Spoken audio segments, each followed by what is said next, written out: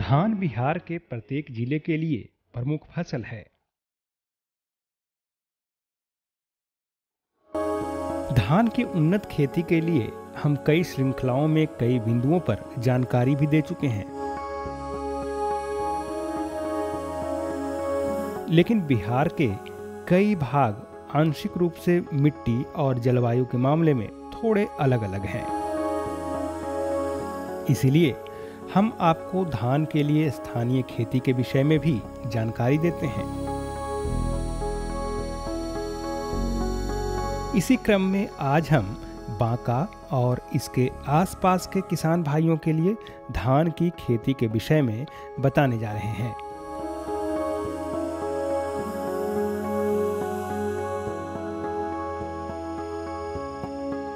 सबसे पहले हम ये जान लेते हैं कि बांका जिले में अमूमन धान की खेती कैसे की जाती है।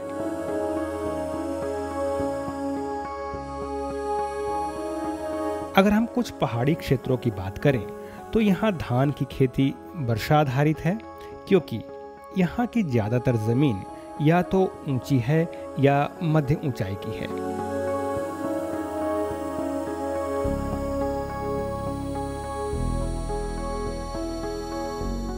जिस वजह से अगर सिंचाई भी दिया जाए तो ज्यादा पानी नहीं लग पाता। साथ ही बहुत से किसान सिंचाई करने के लिए आर्थिक रूप से सक्षम भी नहीं है। इसलिए ये जरूरी हो जाता है कि बांका जिले में कम अवधि वाले धान को बढ़ावा दिया जाए।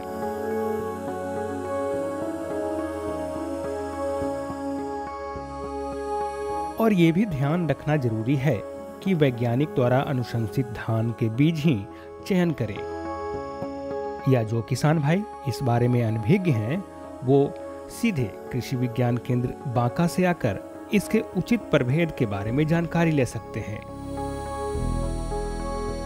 और साथ में यहाँ पर बुआई के लिए बीज भी उपलब्ध होती है। किसान भाई, जैसा कि आप लोग जानते हैं कि धान की उन्नत खेती के लिए सबसे जो महत्वपूर्ण आयाम हैं या बिंदु हैं वे बीज हैं।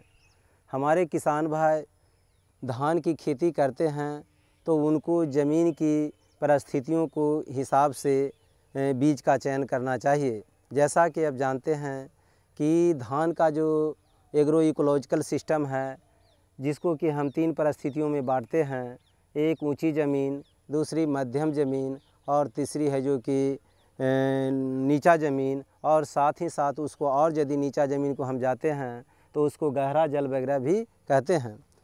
जैसा कि हम बांका ज़िला में काम कर रहे हैं और बांका ज़िला में 11 प्रखंडें हैं, तो इस 11 प्रखंड की जो भौगोलिक स्थिति को जो हम लोग मतलब सर्वेक्षण किए हैं तो उसके क्रम में हम पाए हैं कि चांदन, बौसी, बेलहर, कटोरिया तथा बांका के जो पहाड़ी इलाके हैं जहाँ पर की जो धान की खेती होती है वहाँ वर्षा पर आधारित होती है।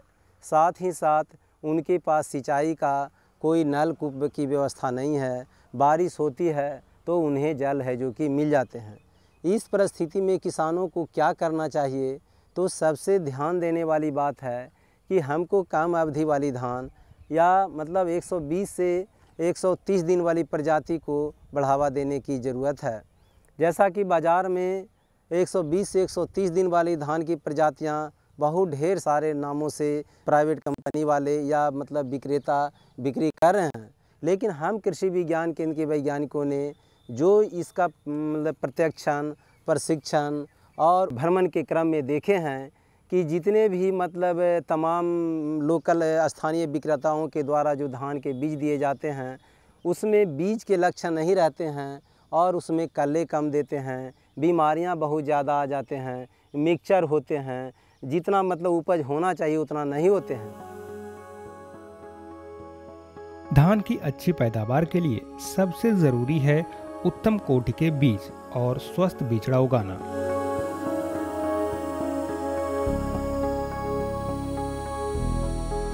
स्वस्थ बिचड़ा उगाने के लिए सबसे पहले बीज स्थली का चयन करना जरूरी है। तो इसकी उन्नत खेती के बारे में मैं है जो कि संक्षेप में बता देना चाहता हूँ। और किसान भाई, इसकी खेती आप वहीं पर करें जहाँ ऊंची या मध्यम ज़मीन हो। तो इसकी खेती करने के लिए या धान की खेती करने के लिए किसानों को सबसे पहले स्वस्थ बिचड़े उगाने की कला जाननी चाहिए, क्योंकि जब तक स्वस्थ बिचड़े किसान नहीं उगाएंगे हमारी खेती उन्नत नहीं हो पाएगी। तो स्वस्थ बिचड़े उगाने के लिए सबसे पहले आपको बीज स्थली का चयन करना होगा, और बीज स्थली को आप मई महीना में उसको 2 से 3 बार जुताई करके और धूप लगने के लिए छोड़ दें। तदुपरांत उसमें सड़ी हुई गोबर की खाद ज़रूर देनी चाहिए। एक चीज़ और ध्यान देने की बात है कि जो भी मतलब फसल अवशेष उसमें रहते हैं बीज स्थली में, उस फसल अवशेष को चुन लेना चाहिए, क्योंकि वह फसल अवशेष है जो कि कीड़े मकोड़े, बैर बीमारियां का अड्डा रहते हैं।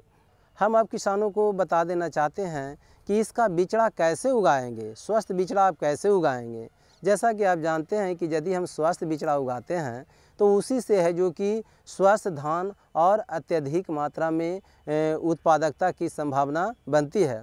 स्वस्थ बिचड़ा उगाने के लिए सबसे पहले किसानों को गुणवत्ता युक्त बीज प्राप्त करना चाहिए। गुणवत्ता युक्त बीज के संबंध में हम बता देना चाहते हैं कि जो बीज का जो श्रेणियां हैं वह बीज की 4 श्रेणियां हैं। प्रथम श्रेणी को हम लोग प्रजनक बीज कहते हैं, द्वितीय को आधार बीज कहते हैं, तृतीय को प्रमाणित कहते हैं और चौथे को सत्यापित कहते हैं। किसानों को चाहिए कि हमें आधार बीज या प्रमाणित बीज या सत्यापित बीज प्राप्त कर लें। आप जैसा कि जानते हैं कि प्रमाणित बीज और आधार बीज आपके कृषि विज्ञान केंद्र बांका में समय पर उचित मूल्य पर मुहैया कराया जाता है। ज़रूरत है उन बीजों को प्राप्त करके और उनको उचित ढंग से खेती करने के लिए समय समय पर हम किसानों को प्रशिक्षण भी देते हैं ताकि उनका स्वस्थ बिचड़ा उग सके। मैं स्वस्थ बिचड़ा उगाने के संबंध में संक्षिप्त बातें रख रहे हैं। सबसे पहले किसानों को यह चाहिए कि 1 कट्ठा में, या 1 कट्ठा का मतलब इसको ये समझा जाए 3 डिसमल में 10 केजी धान देना चाहिए। हमारे किसान भाई क्या करते हैं कि वो धान की मात्रा ज़्यादा देते हैं, बीज दर बहुत ज़्यादा देते हैं, 15 केजी, 20 केजी, 25 केजी तक है जो कि बीज दर देते हैं। ज़्यादा बीज दर देने से भी बिचड़े कमज़ोर होते हैं और उसका है जो कि धान अच्छी नहीं होती है। उसके उपरांत आप खेत में पानी छोड़ के उसको 2 या 3 चास करके उसको सड़ने के लिए छोड़ दें। तदुपरांत उसमें नाइट्रोजन, फास्फोरस, पोटास जो अनुशंसित मात्रा है, अनुशंसित मात्रा मैं बता देना चाहता हूँ कि आप है जो कि 1 केजी DAP, 750 ग्राम पोटास, आधा KG urea, 250 gram zinc sulphate प्रति 3 डिसमल की दर से उसमें है जो कि अंतिम जोत के समय चौकी देने के पहले उसमें छिड़ दें। उसके उपरांत है जो कि उसको 24 घंटा जब मिट्टी सड़ जाए तो उसको बढ़िया से एक बार और जोत के और उसको चौकी दें। बांका ज़िला में एक चीज़ और मैं बता दें जो देखा है, और मैं इसमें है जो कि असेसमेंट और रिफाइनमेंट की बात मतलब जो हम रख रहे हैं कि यहाँ जो चौकी देने की प्रणाली है वह हेंगा है, जबकि यहाँ ज़रूरत है धान की फसल को सुधारने के लिए चौकी की ज़रूरत है। और उस चौकी को भी यदि हम ट्रैक्टर के स्पीड को बढ़ा के और तेज़ी मात्रा में देते हैं, उसके ऊपर 2-3 आदमी को चढ़ा के देते हैं तो मिट्टी का चर्निंग बहुत ज़्यादा होता है और वह कीचड़ बढ़िया बनता है और उसमें अच्छी फसल एवं अच्छी बीज स्थली होते हैं। परंतु बांका ज़िला में ऐसा होता नहीं है। यहाँ जो चौकी लोग देते हैं बहुत ही कमज़ोर चौकी देते हैं, किसी तरह से एक आदमी को बैठा देते हैं और ट्रैक्टर की गति को धीरे धीरे कर देते हैं, क्योंकि यहाँ घंटा पर ट्रैक्टर चलता है। तो परिणाम स्वरूप यहाँ है जो कि कीचड़ अच्छे नहीं होते हैं और खरपतवार ज़्यादा होते हैं, बिचड़े कमज़ोर होते हैं। तो जो मैंने उचित बात बोला है उसको पहल करने की ज़रूरत है। यहाँ ये भी ध्यान रखने वाली बात है कि बीज को बीजोपचार करना बहुत ज़रूरी है, जिसके लिए बुआई से आधा घंटा पहले बीजोपचार जरूर करें। बीजोपचार कैसे किया जाए, इसके क्या फायदे आपको मिलते हैं, आइए जानते हैं अपने वैज्ञानिक महोदय से। कोई भी धान के बीज यदि आप लेते हैं तो उसको स्वस्थ मतलब मजबूत बीज और कमज़ोर बीज को अलग कर लेना चाहिए। इसके लिए हम किसानों को और हम जो कृषि विज्ञान केंद्र पर भी जो हम मतलब जांच करते हैं, इसके लिए है कि यदि आपके पास मतलब 7 केजी धान है तो हम लोग 10 लीटर पानी लेते हैं। उस 10 लीटर पानी में एक अंडा डाल देते हैं। वह अंडा बढ़िया अंडा पानी में डूब जाता है। उसके बाद उसमें 10% नमक का घोल बनाते हैं। तो 10 लीटर पानी है इसलिए उसमें 1 किलो नमक डालते हैं। यदि 1 किलो नमक डालने से अंडा जो पेंदा में बैठा हुआ था वह तैरना शुरू कर देता है, तब हम लोग मान के चलते हैं कि यह मेरा घोल है जो कि सही बन गया है। यदि अंडा पेंदा से नहीं तैरता है तो उसमें कुछ नमक और मतलब देने को कहा जाता है। यानी नमक और पानी का घोल इतना बनाएं कि अंडा है जो कि पेंदा छोड़ के और पानी के सतह पर तैरना शुरू कर दे। उसके बाद अंडे को हम लोग निकाल लेते हैं और तदुपरांत उसमें है जो कि जो बीज है हमारे पास 7 केजी, उस बीज को उस नमक और पानी के घोल में डाल के और उसको हाथ से चलाते हैं। हाथ से चलाने के क्रम में 10 से 15 मिनट में यह पाया जाता है कि बहुत सारे बीज है जो कि पेंदा में बैठ गए और बहुत सारे बीज और खखड़ी तो स्वाभाविक तौर पर ऊपर तैरते ही हैं। इसके अलावे कमज़ोर बीज भी है जो कि ऊपर तैरते हैं। हम किसानों को यह बताते हैं कि जो कमज़ोर बीज है उसको बिना मोह माया के उस बीज को है जो कि छान के अलग कर लें और जो बीज पेंदा में बैठ गया है उसको अलग कर लें। किसानों को जो पेंदा में बीज बैठ गया है वह मेरा मजबूत बीज है, स्वस्थ बीज है, उससे जो खेती होंगे वह कलेदार होंगे, मुनाफेदार होंगे और उसमें रोग व्याधियाँ बर बीमारी आने की संभावनाएं कम रहेगी। तो सबसे पहले किसानों को जो अंडा पानी नमक से धान उपचारित कर लिए, और वह उपचारित कब करें तो धान पानी में फूलने देने से आधा घंटा पहले कर लें। ये ना कि 2 से 4 दिन पहले कर ली, वैसा ना करें। उपचारित अंडे पानी नमक से धान उपचारित के उपरांत धान के बीज को 24 घंटा आप बढ़िया पानी में फूलने के लिए छोड़ दें। 24 घंटे के उपरांत पुनः उस धान को मतलब आपको छान के और जूट के बोरा में लूज बांध के छाह में छोड़ दें। उसके बाद 24 घंटा जो आपको जब जूट के बोरा में आप उसको रख देते हैं तो वो क्या होता है कि गजूर जाता है, अंकुरन आ जाता है। उसके उपरांत उस जूट के बोरे को खोल दें और खोलने के बाद उसमें बीजोपचार अवश्य करें किसान भाई, क्योंकि बीजोपचार इतनी महत्वपूर्ण चीज़ है कि जैसे 2 बूंद के द्वारा आज पोलियो का कोई बीमारी नहीं देखने को मिल रहा है, ठीक उसी प्रकार से यदि ये बीजोपचार आप करते हैं, जो कि मैं कुछ प्रमुख दवाइयाँ अनुशंसा कर रहा हूँ, जैसे बेबिस्टिन जो कि कार्बेंडाजिम इसका टेक्निकल नेम है। तो इस कार्बेंडाजिम को या बेबिस्टिन को 2 ग्राम यदि प्रति किलो बीज की दर से इसको बीजोपचार कर लेते हैं। बीजोपचार उस अंकुरित धान को करें और बुवाई से आधा घंटा, पौन घंटा या 1 घंटा पहले करके और उसको है जो कि छोड़ दें। इसके अलावे बेबिस्टिन के अलावे भी और है ट्राइकोडर्मा विरिडी हैं, तो इसको 4 ग्राम प्रति किलो बीज की दर से दिया जाता है। उसके बाद बीटावैक्स पावर हैं, इनको भी 4 ग्राम प्रति किलो बीज की दर से दिया जाता है। उसके अलावे भी और भी मतलब कैप्टन है, थीरम है, जीरम है, ढेर सारे मतलब फफूंदनाशी दवाइयाँ हैं जिसके सहारे हम बीजोपचार कर लेते हैं। और बीजोपचार सभी फसलों में करें। बीजोपचार करने से बीज तो स्वस्थ होते ही हैं, साथ ही उसमें ये जो भी बीज जनित फफूंद होते हैं या कीड़े मकोड़े होते हैं उसकी प्रभावशीलता को कम किया जाता है। तो बीजोपचार करने के उपरांत बीजोपचार कैसे करेंगे तो उसको प्लास्टिक या पक्का फ्लोर पर ही करें, कच्ची मिट्टी पर ना करें, उससे बीजोपचार मेरा प्रभावित हो जाता है। तो पक्का फ्लोर या प्लास्टिक पर 2 इंची मोटा बीज को बिछा दें और यदि मान लिया जाए कि 10 किलो बीज है तो उसको जितना 2 इंची मोटा हम बिछा के उसमें 10 दूनी के 20 ग्राम बेबिस्टिन उसके ऊपर भुरकाव कर देते हैं। या ट्राइकोडर्मा से करना चाहते हैं तो 10 चौके 40 ग्राम ट्राइकोडर्मा उसके ऊपर भुरकाव कर देते हैं। या है जो कि बीटावैक्स पावर से यदि बीजोपचार करेंगे तो उसमें 40 ग्राम बीटावैक्स पावर उसके ऊपर भुरकाव कर दे सकते। याद रखें कि जो हम 3-4 दवाइयाँ बता रहे हैं उनमें से कोई एक दवाइयाँ का ही प्रयोग करें। और भुरकाव करने के तदुपरांत आप है जो कि उसके ऊपर मुजकमानी पानी का छींटा लगा दें। छींटा लगाने के बाद हाथ में पॉलीथीन या पंजा या दस्ताना पहन के अच्छा से उसका बेल मिक्स करके बढ़िया से मिला के उसको आधा घंटा या 45 मिनट के जौर करके और उसको है जो कि ढक दें। याद रखें यह क्रियाकलाप ठंडा में ही करें। यदि ओपन सूरज की रोशनी में करेंगे तो इसका है जो कि प्रभाव उतना नहीं रहेगा। बीजोपचार करने के बाद जो आपने कदवा तैयार कर लिया है, चौकी दे दिया है, और चौकी देने के 4 से 5 घंटा के बाद ही उसमें खेत में धान के बीज को बढ़िया से छिड़काव करें। चौकी देने के तुरंत बाद यदि हमारे किसान भाई धान के बीज को छिड़ते हैं तो इससे उनके बिचड़े टूटते हैं और बिचड़े का उचित विकास नहीं होता है। किसान भाइयों, अब हम आपको बताने जा रहे हैं आपके जिले यानी बांका के लिए कौन से प्रभेद उपयुक्त हैं।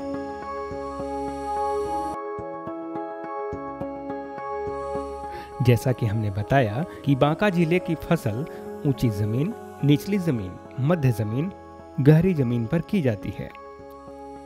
इन चारों जमीनों के लिए धान की अलग अलग प्रभेद हैं। जैसे ऊंची जमीन और मध्य जमीन के लिए 120 दिन में तैयार होने वाली प्रजाति अच्छी मानी जाती है।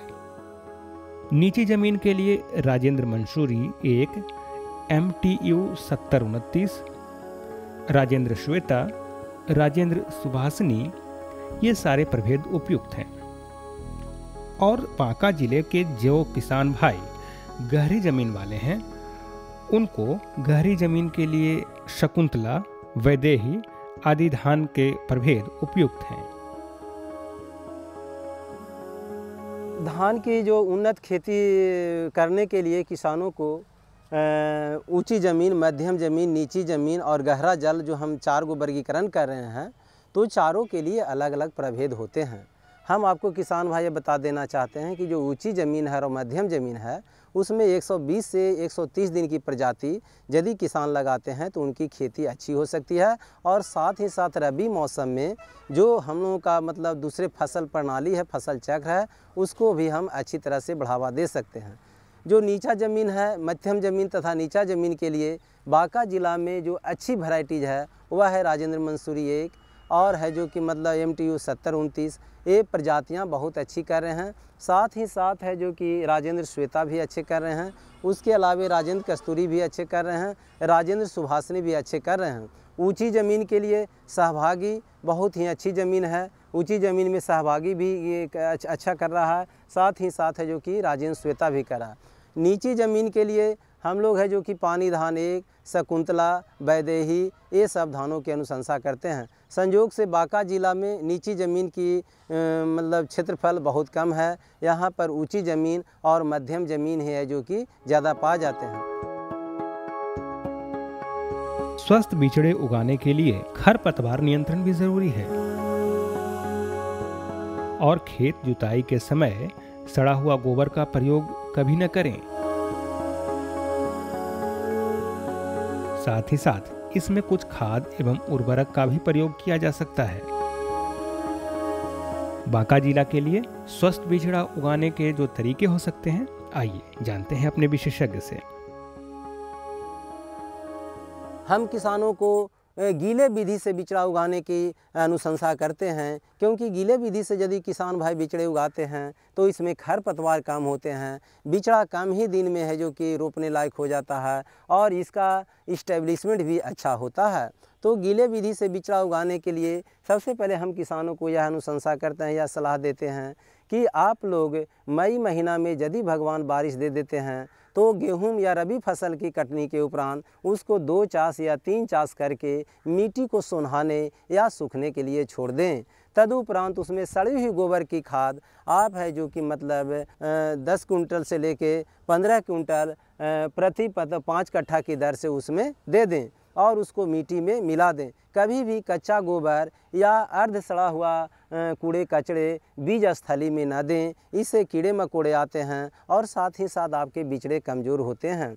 इसके अलावा हम किसानों को केचुआ खाद के बारे में हम बताना चाहते हैं कि यदि किसान भाई 3 डिसमल या 2.5 डिसमल जो कि कट्ठा बांका जिला में प्रचलित है, यदि उसमें 5 से 6 केजी प्रति 3 डिसमल या 2.5 डिसमल की दर से केचुआ खाद अंतिम जोत के समय पाटा देने से पहले हम लोग दे देते हैं तो इसका बिचड़ा भी और कलेदार होता है। इसके अलावा कोई केक्स या सरसों की खली या राई की खली यदि 3 से 4 केजी प्रति 3 डिसमल या 2.5 डिसमल की दर से चौकी देने से पहले हम उसको मिट्टी में दे देते हैं तो इसका बिचड़ा भी और कलेदार होता है। किसानों को हम एक चीज़ और हिदायत देना चाहते हैं कि जो हमारे बिचड़े कमज़ोर हो रहे हैं उसमें खरपतवार का आक्रमण बहुत ज़्यादा हो रहा है। तो खरपतवार को दूर करने के लिए आपको कुछ तृणनाशी दवाइयाँ का हम लोग है जो कि जांच किए हैं और जांच के क्रम में यह काफ़ी ही प्रभावशाली पाया गया है। तृणनाशी दवाइयों के बारे में हम बता देते हैं कि इसमें प्री इमरजेंस और पोस्ट इमरजेंस। प्री इमरजेंस का मतलब हो गया कि घास जमने के पहले जो दवाइयाँ हम किसानों को बताते हैं या हम लोग जो प्रयोग करते हैं उसी को अंग्रेजी में हम लोग प्री इमरजेंस करते हैं। और पोस्ट इमरजेंस का मतलब हो गया कि जो खरपतवार उग जाता है उसके बाद उसको मारने के लिए जिन दवाइयों का हम प्रयोग करते हैं उसको हम लोग पोस्ट इमरजेंस कहते हैं। हम जो अपने प्रक्षेत्र पर धान का स्वस्थ बिचड़ा उगाते हैं, क्योंकि मैं यहाँ एग्रोनॉमिस्ट होने के नाते हमारे केंद्र की भी जवाबदेही होती है कि स्वस्थ बिचड़ा उगा के और अच्छे बीज उत्पादन कार्यक्रम को चलाना। तो हमने जो कर रहे हैं और बहुत सारे किसान भाई हमारे देखा देखी जो कर रहे हैं तो उसमें स्टॉम्प जिसका कि सक्रिय तत्व है पेंडीमेथिलीन 33%, इसका हम प्रयोग किए हैं और इसकी मात्रा है जो कि आपको 40 से 45 मिलीलीटर प्रति 6 लीटर पानी में घोल के प्रति 3 डिसमिल या 2.5 डिसमिल की दर से चौकी देने के उपरांत तुरंत किसान यदि मशीन से छिड़काव कर देते हैं तो इससे है जो कि ऐसा देखा गया है कि 60 से 70 दिन तक इसमें कोई भी है जो कि बीज नहीं उगते हैं। और यह बहुत ही प्री इमरजेंस बीडिसाइड है, कारगर दवा है। इसको किसान आप लोग स्वस्थ बिचड़ा उगाने के क्रम में आप लोग करें, क्योंकि इसको यदि आप इस्तेमाल करते हैं तो आपके खेत में बिचड़े में कोई खरपतवार नहीं रहेगा। और जैसा कि आप लोग जानते हैं कि किसानों का सबसे बड़ा जो दुश्मन है, सबसे ज़्यादा जो लॉसेज दे रहे हैं आज के परिस्थिति में, वह खरपतवार दे रहे हैं।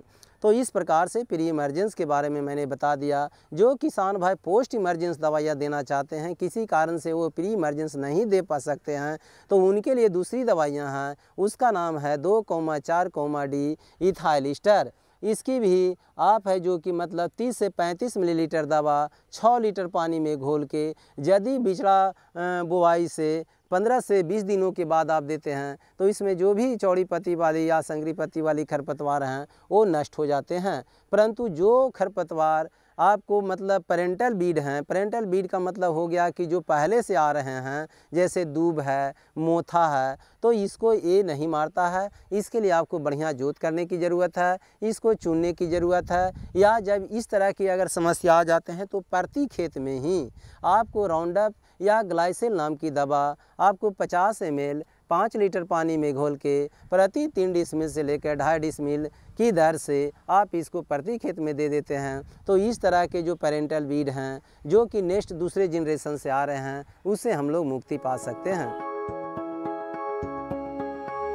बांका के किसान भाइयों, इस भाग में आपने जाना धान के बिचड़ा तैयार करने के बारे में और बांका जिले के लिए उपयुक्त प्रभेदों के बारे में। बांका जिला में धान की खेती के तहत और भी सारी जानकारियां हैं, जैसे बांका जिला में लगने वाले प्रमुख कीट, रोग, इनकी रोकथाम इत्यादि। ये सभी जानकारी हम आपको देंगे, लेकिन कुछ अगले भागों में।